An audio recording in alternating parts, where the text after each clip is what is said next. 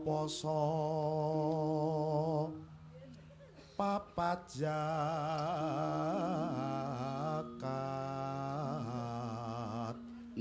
limo ibadah haji ya terus rukun Islam sampurna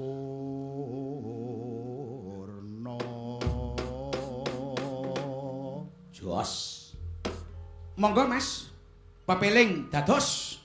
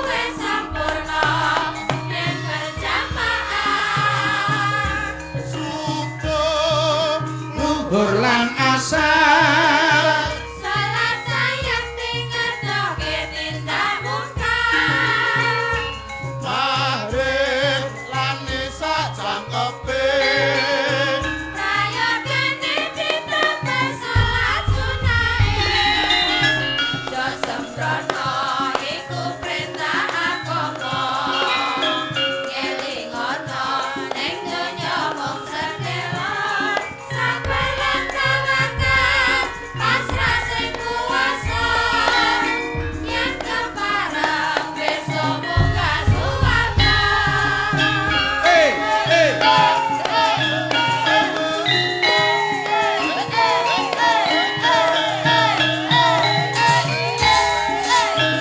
ayo Mar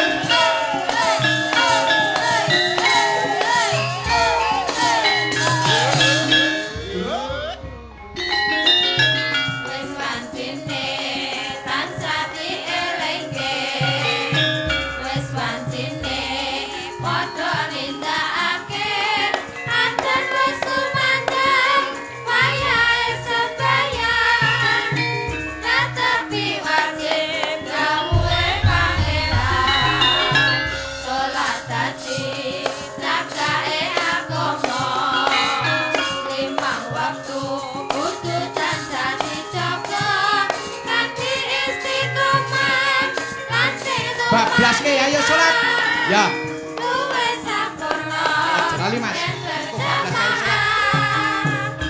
subuh luhur lan asar Salat sayang sing ngertoke tindak mungkar balungane sing kompak nisa cangkepe rayakane seru Wit salat sunahe nah sembrono iku perintah agama ngelingono ning donya mung sedelo sabalan tawakkal pasrah sing kuwasa yen kepareng bablas yo munggah suwarga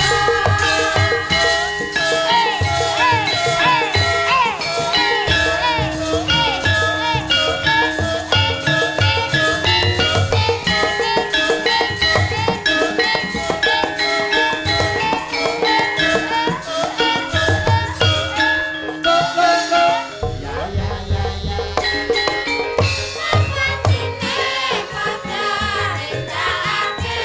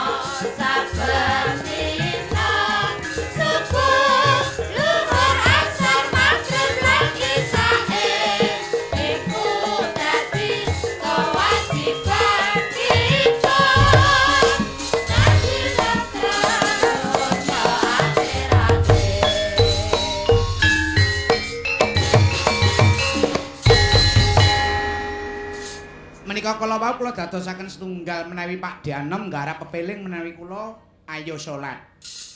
Tak tungtal ketung gong.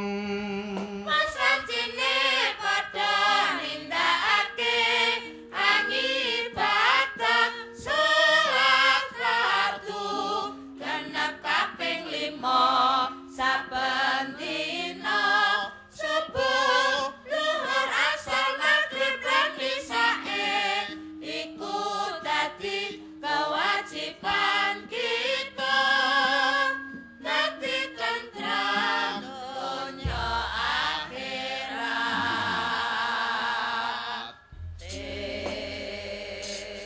Panyuwun gending Sri Huning. Gending utawi panyumbang Sri Huning Mbah Peyok. Oh inggih, monggo. Saking kula Mbah. Kaya apa Mbah Kopo iki? Monggo, Mbah mriki ingkang badhe nyumbang Sri Huning. Yo Mas. Mas Sabto Diatri, Mbah. Monggo Mbah Peyok. Aturan mriki. Mik dari Mas Sabto, Mas.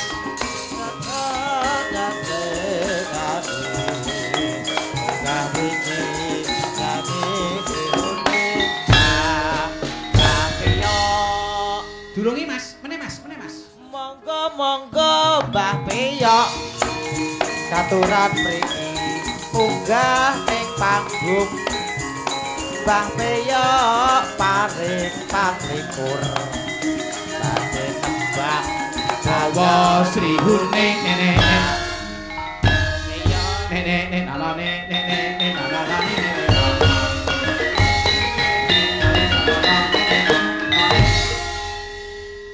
Dereng ngeten. Oh, sampun nggih. On the way. Nggih, monggo, Mbah. Nggih. Monggo Mbah Peyok. Katuran mriki. panggung Mbah Peyok paring pamrikur badhe Sakenan yo. gawa dihuning Nenek alane.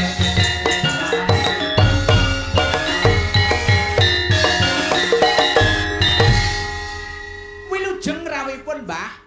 pangestunipun Mbak Petro. Derek Wanuh. Gladi pitepangan. Nggih. Nyuwun ngapunten nggih, Pak. Nggih. Mbah apa Pak iki? Nggih, pun monggo sak. Nggih.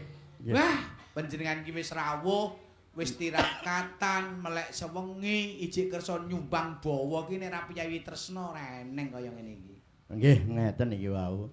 Kula lak diceluk kalih Lurah Tekno Lurah niku. Lurah Pak, pundi? Niku nggih niku Pak Lurah Sidomukti riyen. Oh. Kalih Suryadi niku nggih anak lanang niku. Oh, Mbah Sur niku putra. Nggih, niku kundang Ondo Rante niku. Nggih. Mugi-mugi menika angsalipun gadah damel putranipun mugi-mugi saged sukses. Amin. Sing ajengipun saking migunani kangge nusulan bangsa lan Amin. agamipun minggahing dhateng nerusaken perjuanganipun bapakipun. Oh, saestu menika. Nggih. Kula nggih remen Mbah panjenengan rawuh niki pun kersa minggah panggung niku pun berkah kula sak rencang. Nggih. Nggih. Lah menika Pripun? kula tujuaken dhateng Mas Purbajati ugi Mas Haryono saking biasa Magetan Trate. sesepuhipun saking Magetan menika. Oh, nggih, Menika ugi. Nggih sedaya kadang-kadang mitra saking panekan niku sisipun menika. Wah, kula nggih matur nuwun nggih. Penonton semanten kathahipun. Nggih. Bombong rasing manah kula Mbah Peyok. Nggih. Menika Mboten asline sinten kok Mbah Peyok? janipun aslinipun Pak Mariono. Oh alah. Nggih. Panjenengan Mbah Mariono. Nggih, lairipun niku nek riyen niku julukanipun Pak Payon. Oh. Akhiripun dipun Pak P lah ngoten to. Oh, Pak Nah, P. Nggih, langsung dibablas niku duka nggih. Nggih kula nggih enten sing jenenge Agung P niku nggih. Ngoten nggih. Matur nuwun. Nggih. Monggo. Menika anu, Pak. Pripun? Nggih wau kula nggih mboten sengaja sinten sing anu lagu menika tetep masalah niku kula rubah imbang ana katresnanku. Oh. Nggih, soalipun menika kula tujuaken nganten kekalih mugi-mugi saged imbang katresnanipun benjing kangge migunani nusa lan bangsa Amin. lan munggah nerusaken perjuanganipun tiyang sepaipun. Amin, amin ya rabbal alamin. Nggih. Badhe tetimbangan kalian sinten? Menika wonten. Mboten pun piyambak mawon mboten napa-napa. Kedane yang kalih. Nggih, monggo. Nggih. Ayo, Mbak Sulis ngadeg. Kancani Mbah Puh. Monggo kalih Mbah Kung mboten napa. Anu slayere dicopot sik to. Wong di shooting kok ditutupi slayer. Nggih, Pak Nah, Kopo napa nika nggih. Monggo to Pak Lurah Tekno kula aturi dadan panggung mangke. nggih. Nggih. Monggo. Ayo. Pak Lurah Tekno wonten monggo kula aturi minggah to. Nggih, nggih. Saiki kok sering ngene. Monggo, Mbak Sulis, ngadeg, Mbak. Dikancani Mbah Kakung. Biasane ngladeni Mbah ngene kulino. Wis menak-menakan wae. Penak-penak. Mayar. Tenan to. Kowe ngladeni wong tuwa ki kena karo gejepit ki ra krasa padha wae. Nggih. Nggih. Oh, kena karo kejepit kaya napa. Dadi kejepit anu lho. Apa? Suarane. Monggo imbang katresnanku dados. Mboten sah bawa pun ya menten mangke ben. Oh, nggih. Mas anu mirsani kula to, Mbah? Nggih. Salaman urung salaman arep duet kok. Mboten kok umat amit nu mam napa ta? Niki wau berarti napa Kok umat ten amit? buri niku wau duka. Wajon jarak wis sepuh. Nggih. Ngendikane gampil nek sepuh. Alah Ya. malah mayar. Aja gugah macan turu. Macane lho rek. Monggo. Monggo. Ya.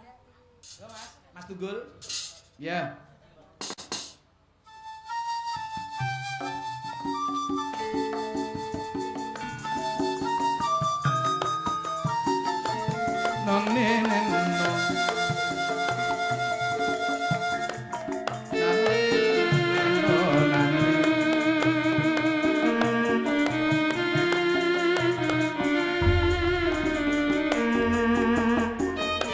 Monggo kok.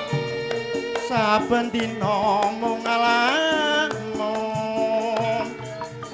jroning sepi Monggo Mbah P. Jos. amung tansah kadulu wewayanganmu duh nimas ayu Lina bisa lali sayang Neno.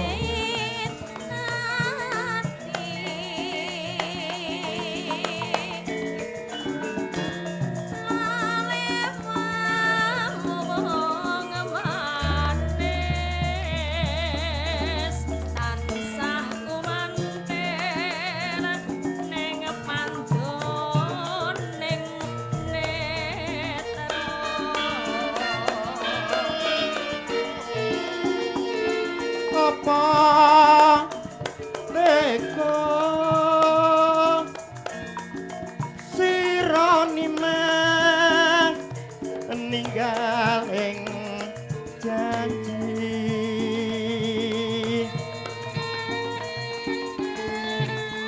mitsake katresnan dadi lamun mangkono piye katresnanku piye katresnan Niku ngomong napa? Nanku apa nanmu? Nakmu apa nekku? Ora Mbak Sulis, Non. aja jarak macan turu. Ah niki ketok ya pun dhuwur kok. pun dhuwur Sembrono lho. Mbok ya sing enom-enom wae. mongko nimat katresnanku bebasane tan bisa tinunggu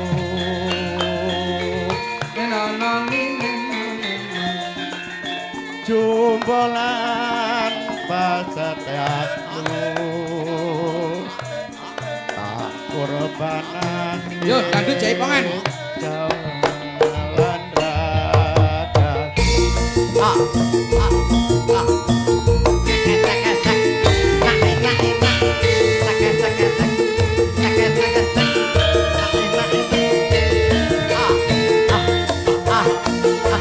Ayo pasukan durian joget to ya ayo. Apa ayo durian kok. Ayo to joget to. Ayo to.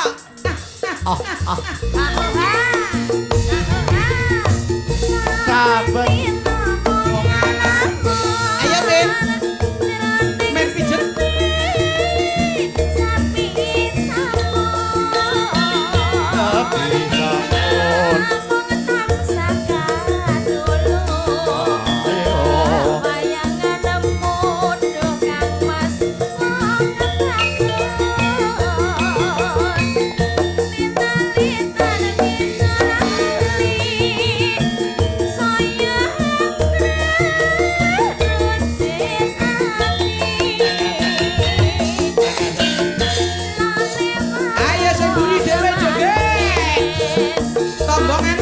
Ayo lah, ajak kabeh yuk.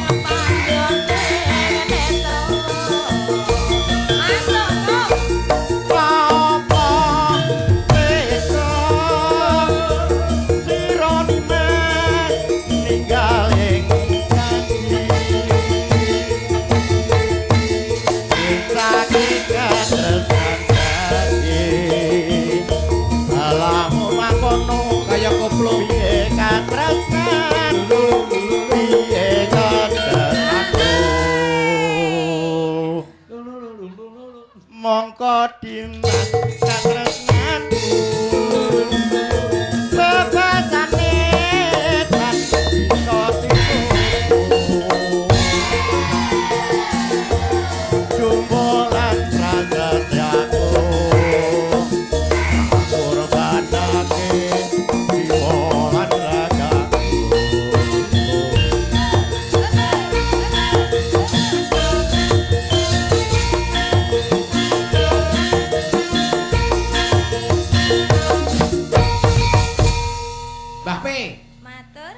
Mbah P. Nggih.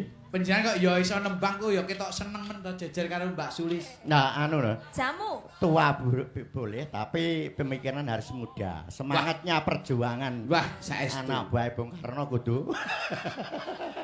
Mbah, nggih.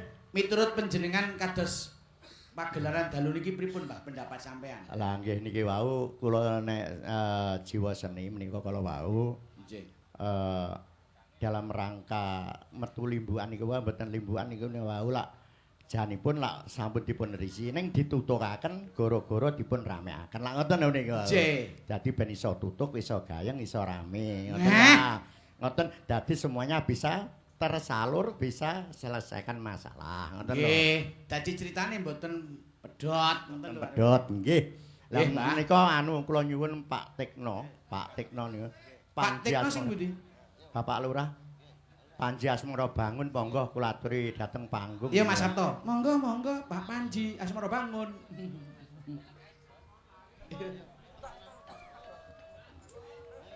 Aja mangan to ta. Monggo Pak Tekno. Monggo mriki kula pasti.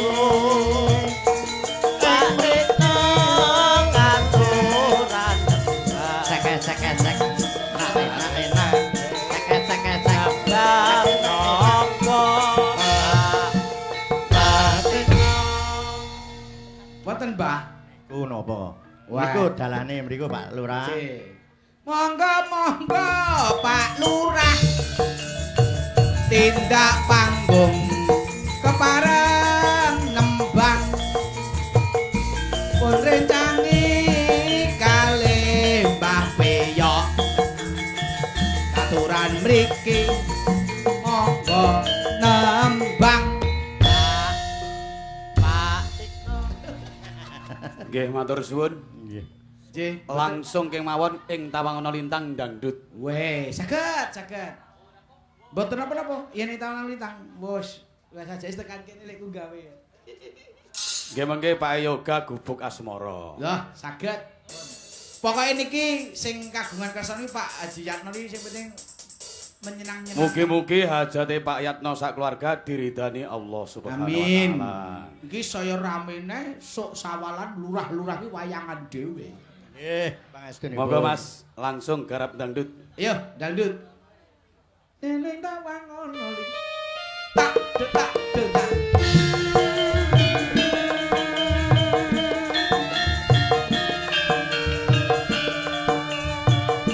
Balungane, ayo angkatan. Ane.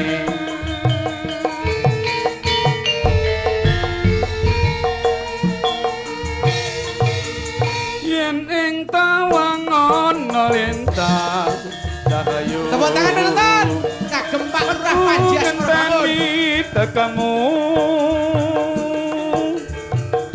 marang meko ing akoson nimah son takone pawartamu janji-janji aku eling cahayu sumedhon rasane ati lintang-lintang kewewi nimah tresnaku sondol ati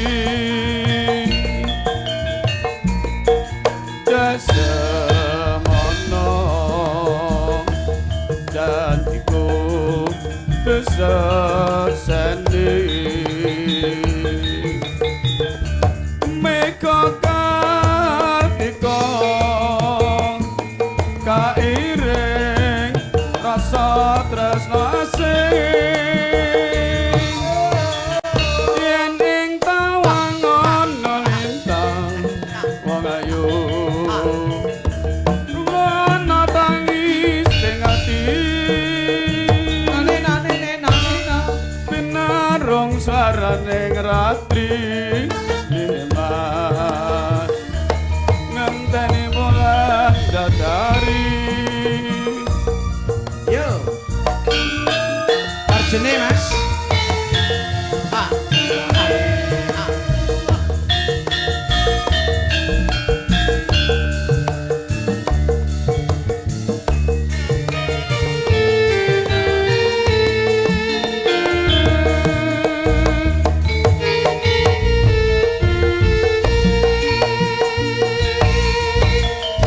apa sliramu ora pirsa jroning ati iki ana tresno apa sliramu ora ngerti tangan tukang tanpa upama tanggal 19 sasi telu gawe kangen rasane atiku yen pemira bisa turu tansah eling sliramu cahayu aku ora bakal lali nalika sliramu pamit bali otan terus sing jalari nganti aku mandeg jroning ati preng kuning dadi saksi neng panehan desa Tanjung Sari Ayo. apa sliramu ra ngerti lencer kuning gawe kangen ning ati matur suwun Matur. Menika kala wau Nggih. wonten pasuwunan saking Waduh, Pak Sumat- Panji nggih, Pak ninggali Sumadi lho, Cok. Sarangan Nggih. niku wau Ultra Merah niku wau keluarga besaripun menika nyuwun lagu Blitar semonggo. Oh, Blitar nggih, leres nggih. Monggo. Nggih, matur nuwun, Mbah. Menika, Mbah. Monggo dipun tambahi napa priki, Mbah? Nah. Wis, nah. Pun panjenengan ngopeni kere-kere, Mbah. Pun, matur amin amin amin amin. Moga. Aduh, wis.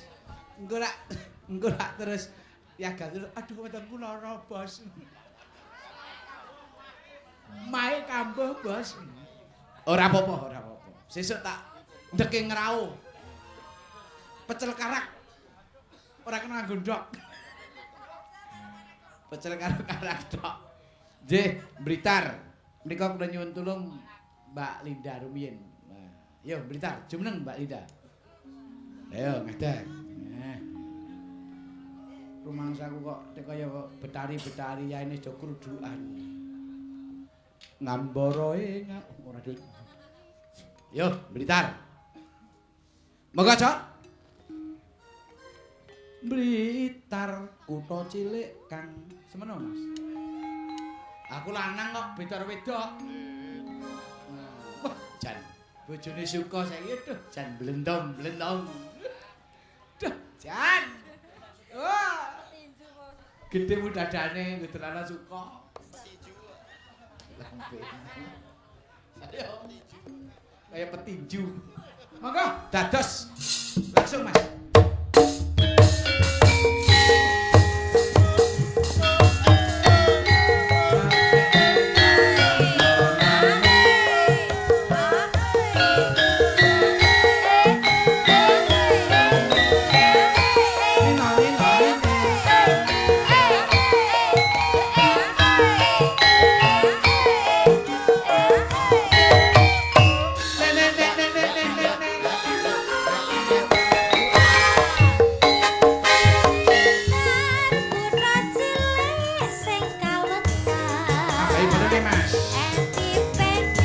Gunung